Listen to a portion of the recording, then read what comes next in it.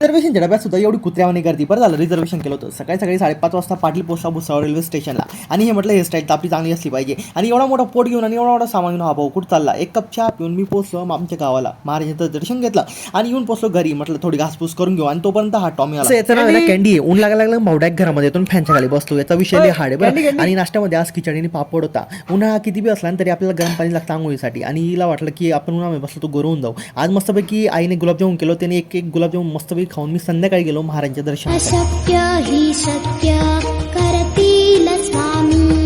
दिवशी सकाळी लवकर उठून म्हटलं फिरायला जाऊ. पण म्हटलं जाऊ त्या घासपूस करून घेतली आणि मस्तपैकी चहा आणि खारी खाऊन घेतली. आणि मग मी गच्चीवर गेलो. गच्चीवरून पाहत होतो सगळीकडे आजूबाजूला कन्स्ट्रक्शन चालू होतं. लहानपणी ना इथे लई शेत होती पण आता काहीच राहिले नाही. आणि मग केंद्रात गेलो. महाराजांचा प्रसाद घेतला आणि आरती करून मग आई म्हटली की मस्तपैकी साबुदाणे बनवले. केंद्रातले एक आजी आहे त्यांना देऊ नये. आणि साबुदाणे त्यावेळेस आजीला दिले. आजीलाही खुशी झाली. संध्याकाळी पाटील एकदम फर्स्ट क्लास तयार झाला आणि येऊन पोचला भावाच्या मेहंदीच्या कार्यक्रमाला. भाऊ लई आनंदित होता कारण की भाऊ आता घोड्यावर बसणार होता ना भाऊ.